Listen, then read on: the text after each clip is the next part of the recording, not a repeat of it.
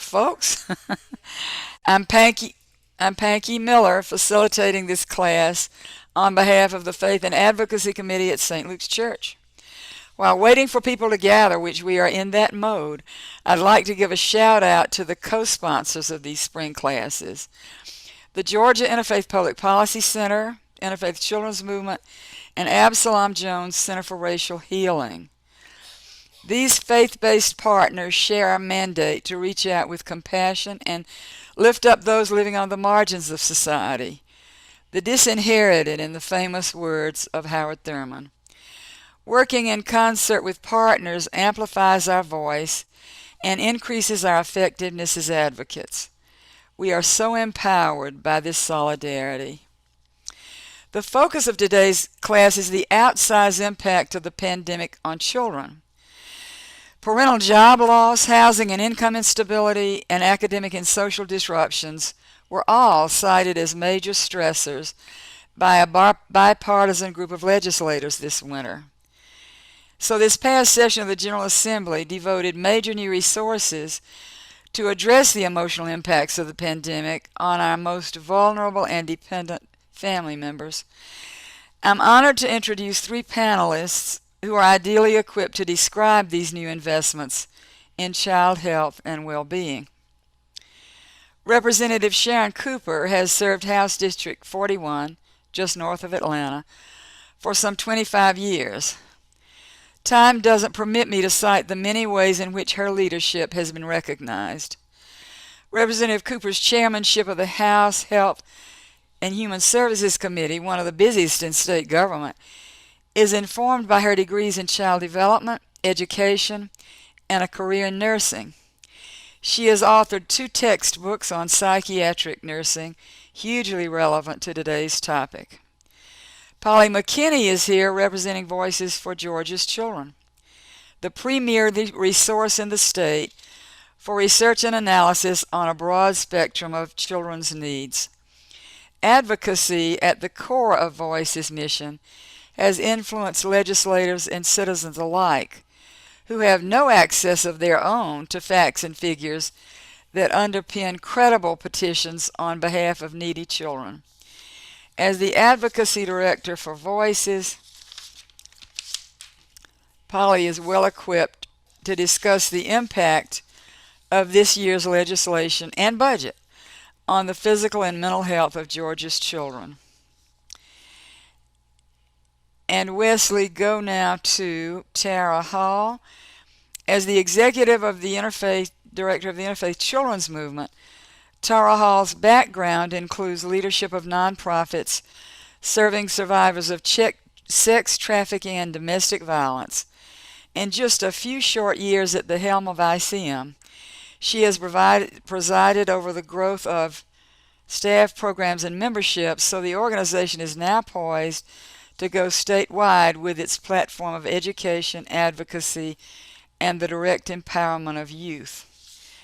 So Representative Cooper, will you kick off this program by describing your bill that expands access to health care for tens of thousands of medically uninsured children, and your enthusiasm for increased broadband capacity as it affects both adults and children?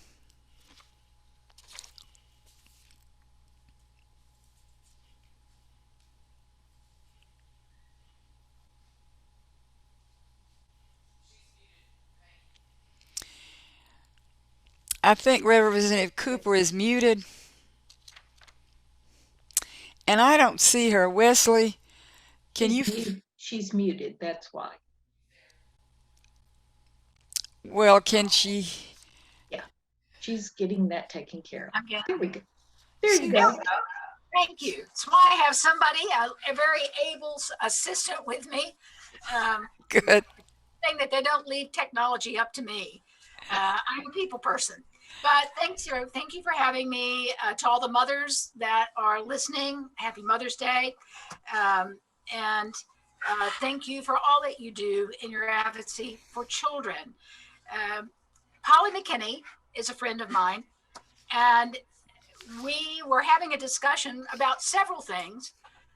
totally unrelated to the express lane sign up.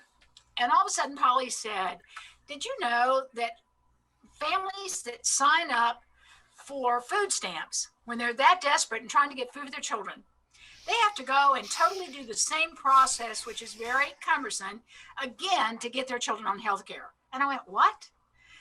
I said, it's not the same process? And she said, no. And I said, okay, well, we need to fix that. And Polly sort of laughed and said, okay, well, we can try. Eric, I think something.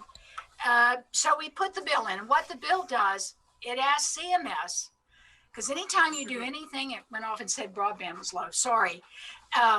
Anytime that you do anything with the Medicaid program, pretty much, it has to have federal approval. So the bill requests that we get federal approval from CMS to put the two processes together and share information from one to the other. And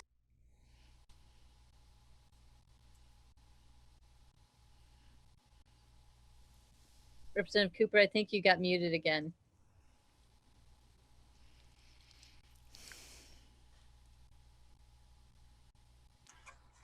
what did you hear, Polly? Okay. Did I get to the part where we were discussing it and that, okay, and we're waiting for CMS now to give us approval that we can put the two processes together so that families with children that sign up for food stamps, those children will be automatically signed up for our Medicaid or our Peach Care program. It seems so simple, but government works in silos, and one department is only thinking about how things go on in their department, and another department only worries about what goes on their own. We have tried over the past 12 or 15 years to break down those silos. We've had the commissioners meeting from each of the areas together. It is just big government bureaucracy. It happens in every state. It happens in Washington. You just keep working on it when you hear about it. I mean, this happened in a sort of the same way. I am on the Rural Development Committee in the House. I'm on it because of my healthcare chairmanship, and I have been all over this state hearing the problems we have. We're down in South Georgia in a small town, and somebody is, we have people come and talk to us. And somebody comes and says, well, the sign-up process for Medicaid is terrible. It's 30 pages long. And it sure would be helpful if there was some place that people needing help could go to one source and, find out all the different things that we have to offer to help their children. So as soon as I got in the car and headed back to Atlanta, I got on the phone with the commissioner and I said, why can we not do this? Why do we have a 30-page sign up? That has now been shortened to about 8 pages. And we had passed a bill a couple of years earlier for an innovation center, a rural innovation health center at Mercer, and Mercer University agreed to help us with that and house it. And I called the head of that and said, do y'all think you could take on a project of looking at all the services for children and put it under one area where people could find that? And they said, sure, let us think about it. We think we can do it. And we now have that. So it's just a matter of when you learn about these things, but it's the way government happens. And I tell you this because you never know who's going to bring to you an issue that needs to be changed or a problem that's occurring that as a legislator, you may be able to help. They don't, I think seldom that they come from us. I think that most of the ideas that we get that make a difference, that improve the lives of Georgians, they come from people out in our communities. And it's one of the reasons why it's so important that people talk to their legislators and get to know them locally. Of course, being chairman of health, I'll talk to anybody from over the state, but you should know your senator and your representative from home. And before we're in session, try to meet them, take them for a cup of coffee, get to know them so they can put a face with you, and you talk to them about what you do, and don't hit them up for something right at the very first time you ever meet them. So I can tell you it makes a difference, and it gives us an opportunity as legislators to listen to what's happening. I mean, we had a gentleman come to us whose wife had passed away, and he had all this medicine left over, and he thought it was terrible that we were just throwing it away, and there was nowhere he could take it. And so he wanted us to set up a way to recycle good medicine. We passed a bill, and here's again how things bog down in big government. And we had a department, they were supposed to set up this program. 2 years later, they hadn't set it up. We had to go back, rescind that bill, and partner with a nonprofit. And we now have goodpill.org. It's an in-house pharmacy here in Atlanta. You don't go to it, but it recycles good medicines that otherwise would be destroyed from pharmacies and companies. We can't take it from people yet. They're not big enough, and we have to make sure that, it's good. We can get it from nursing homes if it is in a single package that hadn't been destroyed. And then with about a 5-minute interview, people from all of our state can call up, get approved for that. And in their first 6 months of existence, they gave out the equivalent of $500,000 worth of medicine at $1 a prescription. And they mail it all over our state. But it shows how sometimes you just have to get government out of the way, and then working with nonprofits and in the public sector, sometimes you can get more done. I tell you that because it's a pet peeve of mine, and also to emphasize how we get ideas from advocates and from just everyday citizens in the community. I am big on broadband because everywhere we went, in South Georgia, in rural North Georgia, going toward Alabama, broadband was a real problem. And I'm concerned about it for 2 reasons. I have a master's in education teaching disadvantaged learners. That's what it was called when I was in graduate school, but these are children that need extra help. And of course, I am a nurse. And we are short of practitioners in the medical field all over the state. It's not something that we're ever going to be able to totally correct. And during the pandemic, if there's anything that good has come out of it, the physicians and the medical community have learned more about using telemedicine and how effective it can be reaching people in rural areas. Specialists being able to work with a family practitioner in Hiram, Georgia, wherever that is, and or Osceola, Georgia, and getting patient care, talking directly to patients in their homes, working with public health. In fact, I passed a bill this time that was all done by the governor's executive order to allow the telemedicine to exist during the pandemic. And I didn't want it to go away once the executive orders were expired. So I passed a law that basically allowed us to keep doing what we've been doing in telemedicine going forth, because both physicians and patients had become very comfortable with it. I mean, we were reaching elderly people in rural Georgia who, couldn't get to their physician's office or were scared to get out of their homes.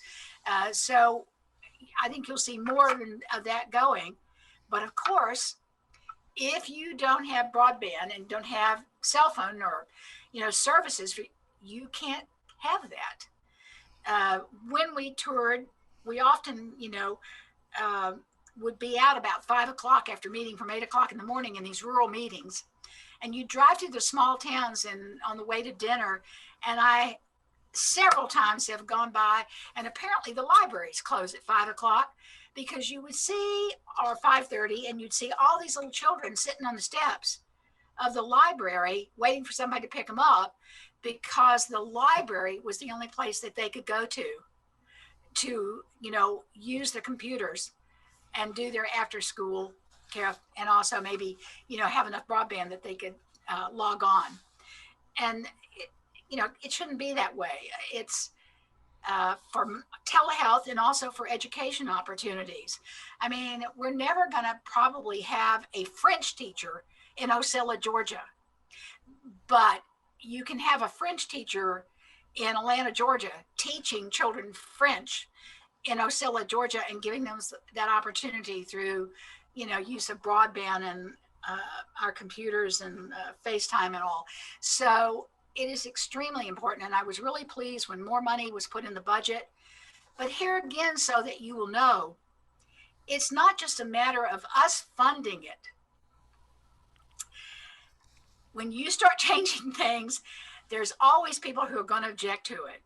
Okay, certain groups were allowed to put certain services, these are private companies, into areas, and they didn't want competition coming in.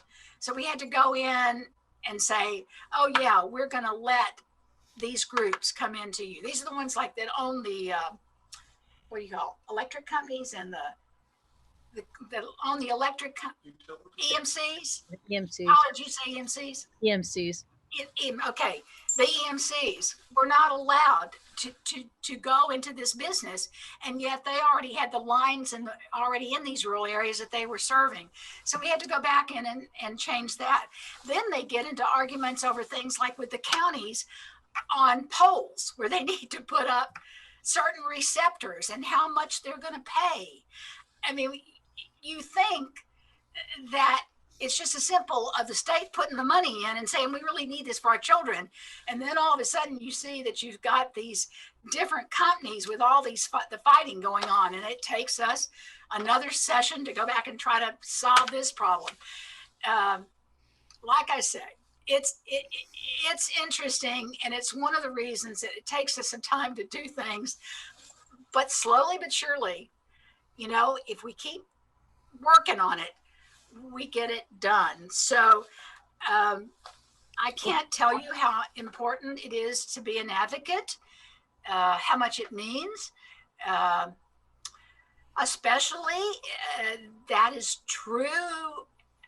I think probably it's a little less effective thanks to COVID when we can't see you and the Capitol is like just almost empty and we have no face-to-face interaction. It's not the same as getting an email or, having you call. I much prefer the Facebook, and your presence at the Capitol makes more of a statement when you come in a group to advocate. So I would tell you how important it is, even if it takes a while to work on and get the things you want done, accomplished. Oh, Representative Cooper, the other thing that you said that is, I think, very important to us is that you clearly are not responsive just to your own district constituency. That would be Marietta, Georgia. You go all over the state because citizens all over the state are your constituency.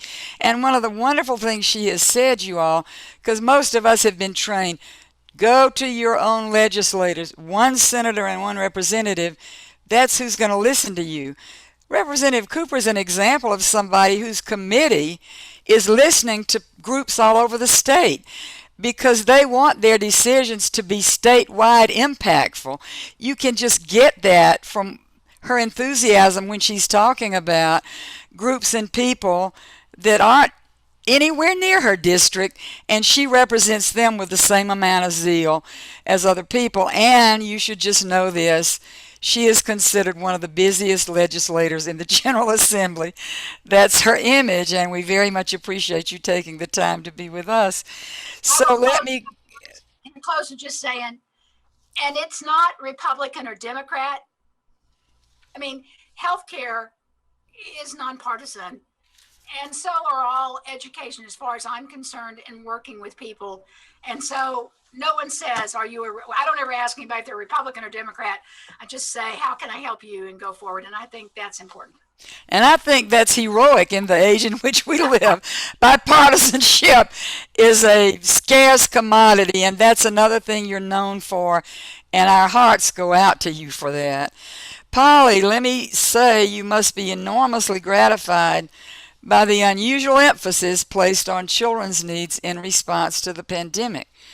So will you describe how investments in children's health, both at the state and the federal level, have translated into school-based services that treat behavioral as well as emotional needs of children? Sure. Yeah, I lobby for Voices for Georgia's Children, and we are a whole child policy shop. So my whole shtick is kids, all things kids. And it has been, you know, I would say that the pandemic has raised up in the public eye the importance of services for children, and the things that many of us, including Representative Cooper, have been working on for years. We've been working on food access for years. We've been working on health insurance for children for years. We've been working on child and adolescent mental health for years. And the one thing the pandemic has done is it's shined a light on all of those things that many of us have been really trying to shine a light on already, but it's just made it more obvious, right? Because when things didn't work in a regular year, they didn't work, and it was annoying to us, and we worked on those things. And Representative Cooper has a long track record of fixing many of those things. But the things that we couldn't fix in time, when they didn't work in a huge way. So suddenly, the broadband thing, which had been frustrating for families, became even more frustrating for even more families. And all of a sudden business was like, whoa, and the government was like, we've been trying, but now we're going to try harder, faster, because it's an emergency. Um, so one of the big things that the light has shined on is the mental health struggles of our children and youth. And Georgia actually is ahead in some of our work on child and adolescent mental health. We had the Georgia Apex program, which was piloted by Georgia, which is school-based mental health, where the community service board folks come in and work with public health and the school system, and sometimes DFACS and the Department of Behavioral Health to do intake in the schools. So if a child is struggling, the Apex program, when it is in a school, the teachers or principals can refer the child to a person, actually a licensed practitioner in the school, who can then assess the child and decide to serve the child in the school, to sometimes use telehealth, to meet with the family members and all of those things. And it's been a very successful program in helping kids with their mental health needs, which in turn helps them stay in school, in their seats, helps them with things that are helps their families with things that are going on, and it lowers disciplinary actions, because the kids are getting the services they need instead of just, flipping out because they're not getting what they need. So the Apex program was established, and under Governor Deal and then Governor Kemp, prior to the pandemic, added more, like $8 million more to that program, and expanded it to all high schools. And then with the pandemic, it's been sort of a journey, but with the pandemic, ultimately $2 million more was added, in addition to funds that came from the federal government to support mental health in schools. And so the fact that it has been a constant investment in kids' mental health, and that awareness has been growing already, but under COVID, all of a sudden everybody was like, we get it now. We know what we need to do. We need to really focus on this. And that was bipartisan, universal. You couldn't find somebody in the State House who would say that child and adolescent mental health isn't important. And so we were really, really pleased with that. And funding government is tricky. It's hard. It's complicated. It comes with if you're using federal dollars, it comes with lots of strings attached. If you're using state dollars, there are only so many to go around. And so for us, a state budget shows the priority of the state government. And so for us to see that child and adolescent mental health is a priority for our government is a beautiful thing. And we all know that there aren't enough providers. To Representative Cooper's point, we don't have, there's 63 counties in Georgia without a pediatrician, 63 out of 159 without a pediatrician. Can any of the CARES Act or Rescue Act monies be channeled into that, promoting additional training for providers? Because everybody is saying that that's a huge problem. And some of it is, there are a lot of and Representative Cooper, feel free to jump in here, because you probably know things I don't know about this, but there's a lot of work going on with sort of training the trainer. We've got, and I don't know, the CARES money that we have has already been accounted for. I won't get into great detail, but a lot of the money that has come down in the first couple of batches has already been spent. Now, the new rescue money that is coming down is a lot of money. And we are still waiting in pretty much every single agency for direction from the federal government on how those dollars can be spent. And we know they have to be COVID related, but there are certain rules about how you spend those dollars, and we don't know what all those are yet. So I'm reluctant to make any promises about that. Holly, can you hear me? Okay. I think that, asking about providers, and somebody sent a question about nurse practitioners and PA. There was just in the nursing journal, there was just a survey done, and it proved what I've been saying along. We don't have nurse practitioners, not any significant number, in any of our rural areas. They are just like the physicians. Physicians want to go somewhere where their children can go to good schools. They're often married these days to somebody that's a professional, a lawyer, somebody, and that person wants a job. They want to be able to go to the symphony. They want something that rural Georgia doesn't offer on a big basis. And so you have trouble. And it's the same thing for PAs and nurse practitioners. And they just aren't in the rural areas. They say they'll go there, but it doesn't happen. In Atlanta, in the metro areas, we've got lots of nurse practitioners. There are scholarships or some money through a plan that we have with the state to help pay for schools and all for nurse practitioners and PAs. We opened it up. It used to be only for physicians, but here it's not a huge amount of money. Really, one of the problems that we're having are not in nurse practitioners. There's been too many of them coming out of school. And now what we don't have are the nurses who want to work in the hospital and have the joy of taking excellent care of of patients in hospitals. I know that being a nurse practitioner pays more, but having worked in the hospital and cared for patients, there is a lot of personal satisfactions for working in the hospital setting, giving patient care. So we're sort of in a turmoil. It's happening in other states, but it is a problem. And what we don't talk about is our federally qualified health clinics. They can get physicians quicker than we can because there's a federal program that they can qualify for, and it knocks off their medical school debt and their debt much more quickly than we can ever do. And we have 229 locations across this state of federally qualified health programs that give full service. They have nurse practitioners, they have social workers, many of them, some have dentists, and they will treat patients free. They'll do it on a sliding scale of a few dollars, and they'll take Medicaid. They are really our hidden secret, and people need to know more about them. And believe it or not, their outcomes are better than the outcomes on our Medicaid programs. Sorry, I talked too long, but no, but you're responsive. You have reminded me, you responded to somebody in the chat, and I had forgotten to tell our participants. You all, we're not going to be able to take questions because of the press of time, but if you will just keep asking questions or making comments in the chat, when we wrap this up, we'll either answer questions then, or we're going to send you. Polly's got a great packet of information that she's sending out. So let's turn to Tara Hall. Unless, Polly, did you have another major area that you wanted to address? I was actually going to play off of what Representative Cooper said about the federally qualified health centers, Yeah.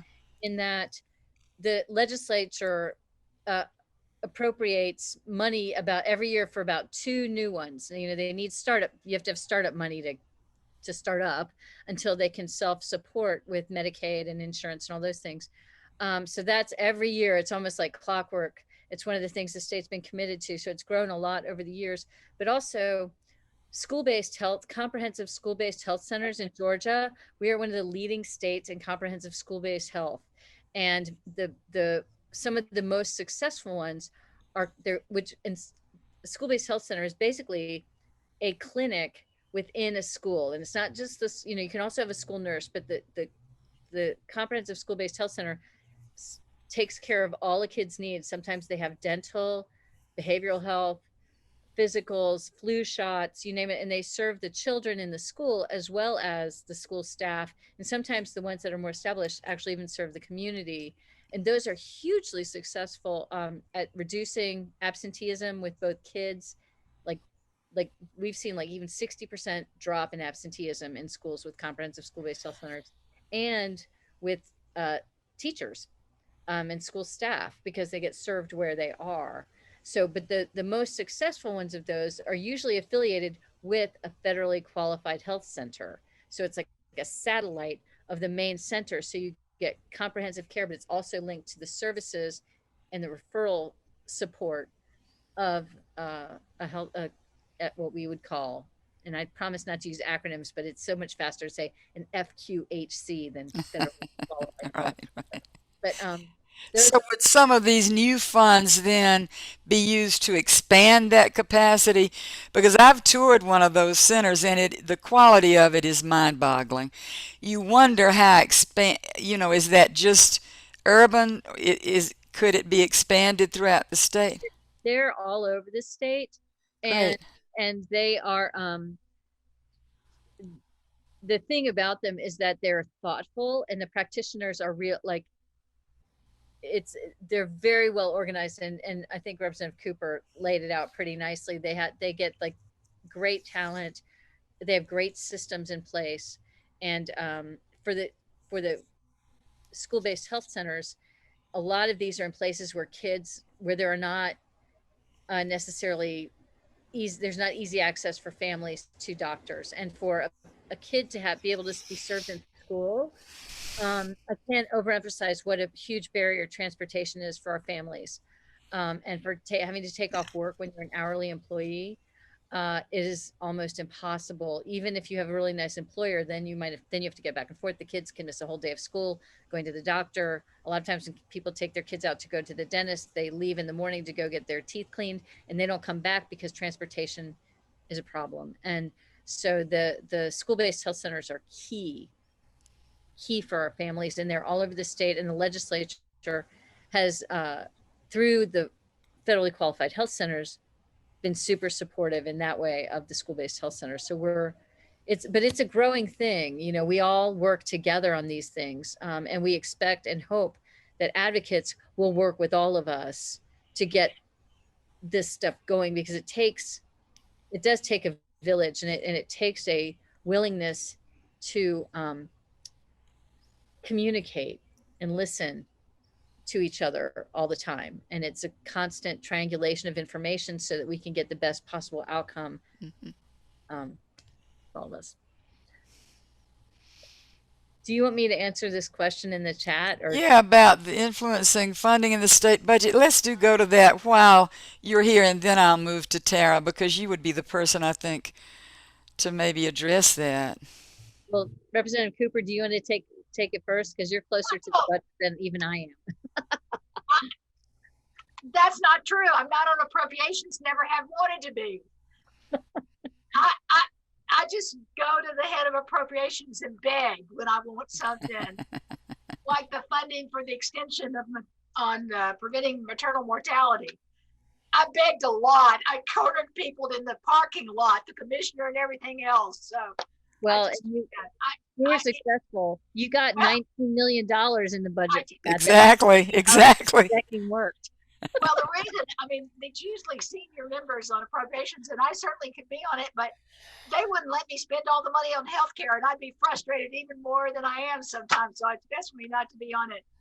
Um, I don't just put your case before them. I know that the groups do. Um, I will say that between education and our Medicaid budget, Polly, correct me, isn't it something somewhere over 70% of the budget? Yeah. I, Yeah. I, Oh, I yeah. can tell you K-12 education alone is 47% of the state budget. And that's not counting the rest of the federal dollars and local county dollars. That's just 47% of the state appropriation is K-12. Right. Then when you add the university system, I think it goes to 56. Yeah. And then you add the Medicaid budget where it is now, and I think it's right at 20. So we're talking about 76. We're talking about almost 3/4 of the budget without any addition to it, or getting toward that area. So that doesn't leave you anything for public safety, for all the other services, for natural resources, for anything else. The Medicaid budget is one of the hardest ones to control. The spending, this is why I'm not on appropriations. You take it, Polly. Right. So what I will say is that the best way to influence funding in the state budget, and this is just me, I'm an advocacy director, so what I'm going to tell y'all to do is to feel free to call me or to follow our either our social media, or I have a legislative update that I do. I read every budget that comes out cover to cover. I even read stuff about nursing homes that I don't really have to do much with because it's not quite my age group. But you need to know, like I need to know that so that I can help you advocate.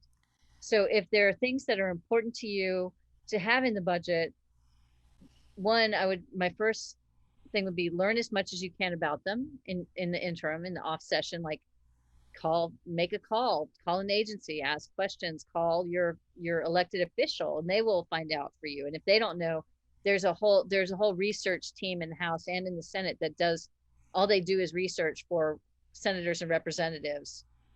So that if your elected official doesn't know something, that you can just call them and say, I really would like to know this. Can I call you back in 2 weeks? And they'll say, sure. And then they call the research team. But learn about what you think you need. Talk to people, and again, if you want to reach out to me, I'll make sure Panky has my contact information. I'm always happy to hook you up with people I know, because it is a network at the State House. It's like, I know all kinds of people that do all kinds of things that I don't do, who are experts at them.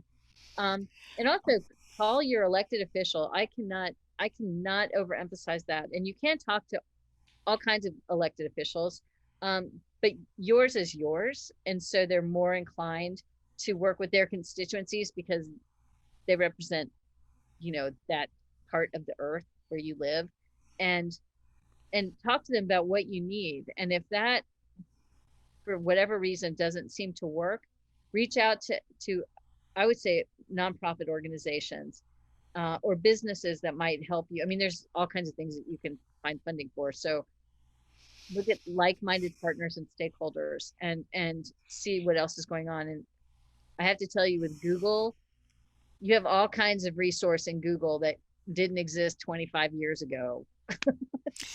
Well, Polly, let me just tell you, since you're talking about the scope of things, we are going to send out, I said this before you got here, your contact information, but also your fact sheets, your links that show the scope of Voices. We've confined you essentially to talking about health, mental and physical health here, but Voices really, the scope, education, health, hunger, the scope is wide, and different ones of you are going to be interested in maybe different areas. So just know that we're going to get back in touch with you with a lot of ancillary information that Polly provided. But the other thing I would say is, most citizens, just individual people, moms, dads, they're not going to do a whole Google search that's where you want the coalitions. That's where you want the Georgia Interfaith Public Policy Center. That's where you want to be able to touch base with Polly.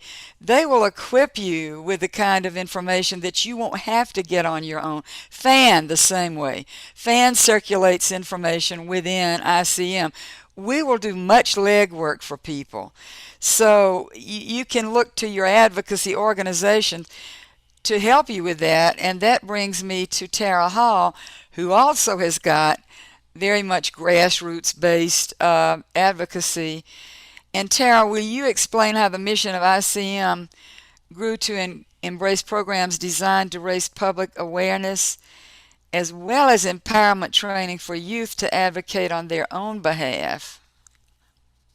Thank you, Panky. ICM began uh, 20 years ago with a group of child advocates that came together with concerns um, about child issues that needed our attention and how we can better engage the faith community.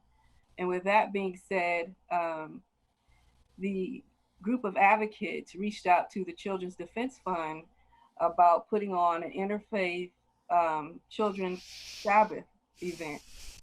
And um, from there, it went to just an idea to a prayer breakfast where Marian Wright Elliman, who is the founder of the Children's Defense Fund, said that there was a need for an interfaith children's movement like our organization to bring awareness and bring some action towards these issues that impact children and their families. And so that was the beginning of ICM. And from there, our mission has always been to be grassroots, hands on, by bringing communities together, faith, our interfaith communities together, people who have a heart for children together, and address the elephant in the room, if you will. You know, look at the hard core issues that are impacting children and their families and have some discussions about it, bring some awareness about it, educating people about them, these issues, and then taking some type of action. And piggybacking off what Paulie McKinney has said and Representative Sharon Cooper, a great big part of that education component that we offer and training component we offer is uh, teaching people how to, through our legislation toolkit, teaching people how to reach out to their state representatives and their legislators, how to write letters, how to make the calls, um, how to organize and bring people together to talk about these issues and collectively um, working together. But what makes us unique is that we're an organization for children. What I say by children for children, meaning that youth are at the forefront of everything that we do. And with that being said, we have an interfaith youth alliance that we work with and allowing our young people to be seen and heard when it comes to the issues that impact them the most. Um, and through that youth alliance, we've also just started our social justice academy where young people can be trained through leadership development, civic engagement, uh, the whole legislative process in preparation for Youth Day at the Capitol in January, and other activities and learning opportunities where they actually get to sit and listen to civil rights icons who have hands-on experience with advocacy for young people to grasp the whole concept of to be our neighbor's keeper, if you will. Um, and with that too, we have our statewide initiative where we are working to expand the recruitment of our youth statewide to participate in the Social Justice Academy. So with our support as an interfaith community and as adults, that we are empowering our young people and that we are building their confidence and giving them the tools that they need so that they are change agents now and in the future. Thank you so much. Let me just say, since another person has put into the chat, so maybe we will just go into questions at this point. Um, some participants are asking if do you at Voices and ICM tell us, the individual would-be advocate, what calls you want us to make, including calls about the budget. And so I just want to revisit that and say, for St. Luke's parishioners, Marty Breen must have circulated 10 or 20 action alerts, because that's what FAN will do. You don't have to do that on your own. We collect information from various sources about what are the issues about to be voted on, why are they important to us, given our mandate as Christians who are working in the arena of social justice, anything having to do with racial reconciliation and systemic racism. We're going to be on that. You can count on us to send you out those actions, but so does ICM do that. The Interfaith Children's Movement does that for its membership, and I've been a member since 9/11/2001, a date in infamy, when we were all inspired by Marion Wright Edelman. ICM was going to be the single affiliate of the Children's Defense Fund in the country, y'all. It was that exciting. And at the end of that meeting, 400 people are there when ICM kicked off officially, and the calls began coming in about planes going into the Twin Towers. And the reason that I bring that up is totally relevant in the pandemic. We have got such good news, we have got such good issues, and we have got such bad news, and we have got such anxiety-provoking issues. And that's what we're called to hold in tension. And I mean, you hear Sharon Cooper describing the balls that she juggles. There's enormous frustration built in, and we just have got to be able to empower our advocates. But the other thing that I really wanted to get across about this whole thing of action alerts, every single advocacy organization is going to send that out to its members. So any of you that will sign on are going to get those action alerts. I don't think that's enough. If we wait for the legislature to convene every year, we run around like hens with our necks cut off, or whoever it is, that chicken that has its neck cut off, just like the legislators do. It's too narrow a session. We need to lay the groundwork ahead of time. We need to be having small group discussions out in the community. We need to have that in our faith-based organizations and churches. And that's what I'm hoping to enlist more of you to do, is work with us in talking about what these what are the pros and cons? Not a single voice, but what are the different, the reason Sharon Cooper is so effective at working in a bipartisan way is she doesn't think Republicans are always right any more than Democrats are. We need to pull people into those sorts of discussions where it's the different points of view that we reconcile. So I'm just saying that is, in addition to advocacy, I really hope that we will lay the groundwork for advocacy. But does anybody else, let's see if we've got another question. But I want to say something. Yeah. About that. When you send the alerts back out, be sure that you send it to your legislator, your House member, and your Senate member, and put your address on it. One Monday I got 7,000 emails. My assistants and my intern were going through trying to pick out the few that we could identify from my district. Now, we put the others to the side and we sort of counted them, yay, nay, but the ones that were really important came from my district. And that's especially true when people aren't chairmen and all. They look to see if it's coming from their district, so your address on it. And the other thing is, don't be nasty. I mean, it's very popular often saying a lot. It goes, a dose of medicine goes down with a little, honey instead of, vinegar. Uh, Even if your legislator gets testy with you, and I hope they wouldn't, don't get nasty back. And I'll give you this example. I got called off the rope line. We're in session. It's some kind of a lawyer bill, trial lawyer. And the trial lawyer explains to me, and I said, I'm sorry, I can't vote with you this time. I cannot do it. And after I told him that a couple of times, he said to me, you are just too stupid to understand. And the school teacher in me came out, the college professor, with the finger in his, going up in, practically in his face. Oh, no, no, no, no. You're the one that's stupid. I'm going back in that chamber and I'm going to vote against trial lawyers from now on.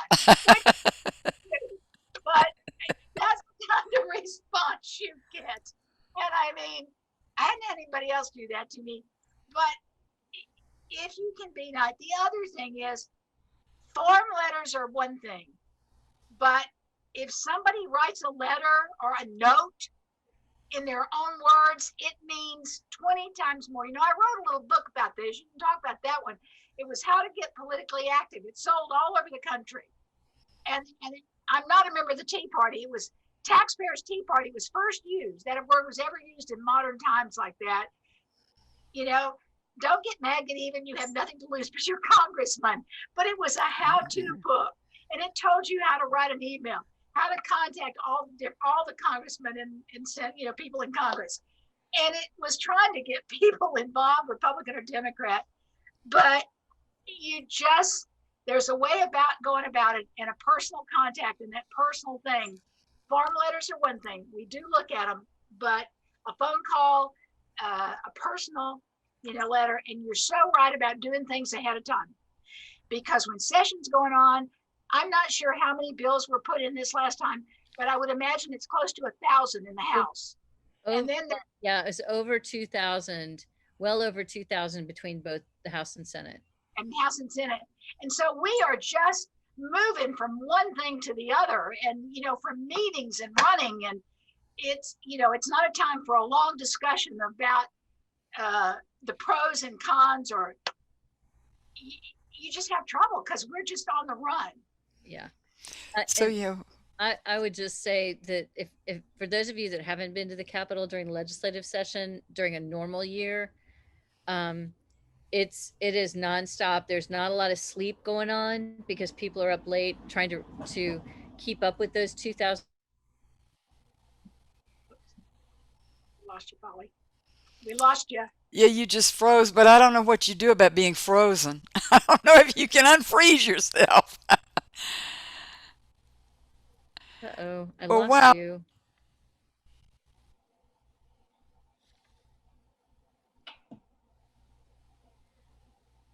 Uh-oh. Well, while we're waiting for Polly to come back, let me just say to anybody that's on the call, we're going to be shaping other classes and small groups and forums, but also supper groups, which is so popular at St. Luke's. And frankly, people are really going to be wanting to break bread together and have more gatherings in person because of the isolation of the pandemic. That has been one of the stressors on all of us. And so I really am inviting everybody on this call, and there are a lot of people who couldn't join us but will come around this, to help us shape these classes so that they're compelling, and we're looking at very hard truths, very unpleasant factors. Nobody likes to know that the rate of adolescent suicide is going up, but we've got to face those facts. The point is, if we can shape programs that inspire hope and a sort of commitment and are not based on fear, hostility, which is Sharon referenced, because it is the coin of the realm. I mean, nasty is what is going around. So we're talking about shaping classes that really promote civility, but also inspire us to work in a spirit of hope and compassion. because it's the only way that we're really going to get lasting change to happen. Did we get Polly back, y'all? Have we lost her forever? See, Marty, this is what I predicted would happen to me. I feel like I jinxed the situation. So maybe who sees Polly? She's gone. Well, are there other questions? Because we will need to wrap this up, and I do want to leave you with one image, just because I found it so compelling at our last Rector's Forum. But I don't see any other. I would like to say one thing, Peggy, if Yeah. I can. Oh, good. What? For those who want to learn more specifically about issues that impact children, um, feel free to reach out to the Interfaith Children's Movement, and we love to share more about some of the issues children have faced, especially during the COVID pandemic, such as domestic violence and increase in um, online trafficking of children and children exposed to sexual abuse or victimization of sexual abuse. Just so many issues that you wouldn't normally think of that would happen. This pandemic has brought to the forefront, like Sharon Cooper and Polly McKinney had said, that we would love to educate you more so you can, once you learn about those issues, it makes you better equipped to be able to go to your legislators and state representatives and so forth and write those letters, because you'll have the data, you'll have the information, you'll have the knowledge and the wisdom to be able to go well informed to make the ask of what you feel is necessary to protect these children and their families. And y'all, I just want to reiterate for latecomers that the ICM ID information is on there, just like the information about how to reach Polly. So any of you that are interested, and certainly Marty Breen at FAN is the go-to person for us to get plugged in. So with that, I just want to thank those that did take the time out of Mother's Day to embrace families and children issues that are not necessarily what we in our middle class bubbles deal with. So thank you for enlarging your hearts to be part of this, and for the people who contacted us about getting back to them but couldn't be here. We need to increase our ranks. But I would like to leave you with one image that I just found very compelling. At the last Rector's Forum that we had, Diana Butler Bass invoked our belief that the moral arc of the universe is long, but it bends toward justice. And she said, we are called on to be arc benders, and I would like to add to that, we are called on to also be truth tellers and hope bringers. And that's what we want to invite you to help us do, both with classes, small group gatherings, break bread together gatherings. We're dying to get back in person with each other. So help us shape some of these messages that will be inspirational and cause us to clone our relationships and our partnerships as we use the pandemic as a portal for a new normal. Thank you very much.